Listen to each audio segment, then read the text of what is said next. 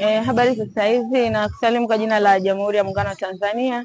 Mimi ni Comrade Zainab Mustafa.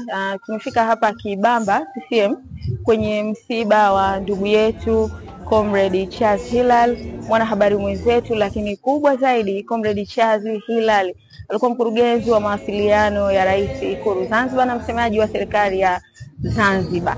Hakika huu ni msiba mkubwa sana kwa serikali ya Mapinduzi ya Zanzibar. Chukue fursa hii kumpa pole Mheshimiwa Dr. Hussein Ali Mwinyi, Rais wa Zanzibar, viongozi wengine wa Zanzibar na Watanzania wote kwa ujumla, kila aliyeguswa na msiba huu. Poleni sana. Tumefika hapa msibani na sisi Team Mama Samia Support kutoa pole zetu, kufariji familia. Hatuna la kusema, hatuna cha kufanya, msiba ni jambo kubwa, lakini tunamshukuru Mwenyezi Mungu kwa ajili ya maisha ya Comrade Charles Hilal. Tunamwombea Mwenyezi Mungu ampumzishe mahali pema peponi. Lala salama kiongozi, lala salama mwanahabari mkongwe na mkubwa.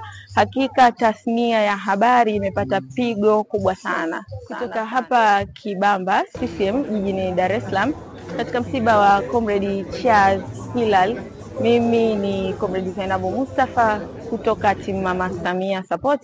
Sisi kama Team Mama Samia Support tukutakie wakati mzuri na endelea kufuatilia matangazo mengine kutoka kwetu. Asante.